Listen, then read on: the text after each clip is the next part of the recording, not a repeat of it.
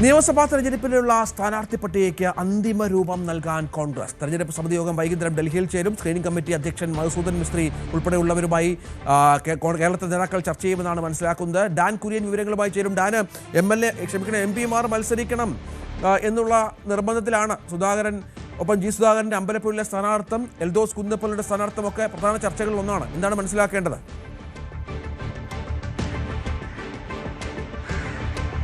20 sitting എംഎൽഎമാർ മത്സരിക്കുമെന്ന കാര്യം ഉറപ്പായി കഴിഞ്ഞു. പാലക്കാടും തൃപ്പൂണിത്തറയിലും പകരം പേരുകൾ വരും.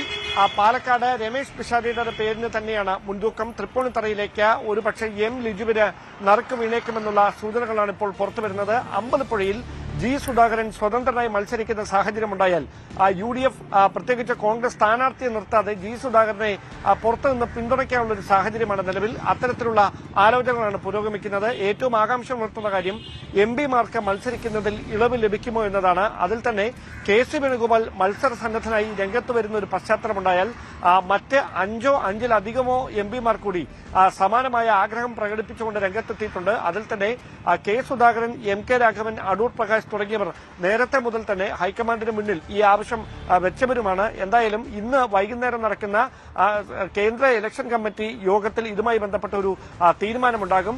മധുസൂദൻ മിസ്ത്രി ഉൾപ്പെടെയുള്ള നേതാക്കളുമായി കേരളത്തിൽ നിന്നുള്ള പ്രധാനപ്പെട്ട നേതാക്കൾ, പ്രതിപക്ഷ നേതാവും അതോടൊപ്പം തന്നെ KPCC അധ്യക്ഷനും തെരഞ്ഞെടുപ്പ് പ്രചാരണ സമിതി ചെയർമാൻ രമേശ് ചെന്നിത്തലയുമൊക്കെ വെവ്വേറെ ചർച്ചകൾ നടത്തുന്നുണ്ട്. ആ ചർച്ചകളിൽ ഏറെക്കുറെ ഇന്ന് തന്നെ ഈ 60 പേരുടെ കാര്യത്തിൽ ധാരണയായേക്കുമെന്നാണ് സൂചന. പക്ഷേ തെരഞ്ഞെടുപ്പിന്റെ തീയതി പ്രഖ്യാപിച്ചാൽ മാത്രമേ സ്ഥാനാർത്ഥി പട്ടിക ഔദ്യോഗികമായി ആദ്യഘട്ട പട്ടിക പ്രസിദ്ധീകരിക്കാൻ സാധ്യതയുള്ളൂ. തർക്കങ്ങൾ ഒഴിവാക്കിക്കൊണ്ട് എല്ലാവരെയും ചേർത്ത് നിർത്തിക്കൊണ്ടുള്ള ഒരു സ്ഥാനാർത്ഥി പട്ടികയാകും പുറത്തുവരികയെന്നാണ് കോൺഗ്രസ് നേതൃത്വം നൽകുന്ന സൂചന. ഡാൻ കുര്യൻ വിവരങ്ങൾ പങ്കുവച്ചു.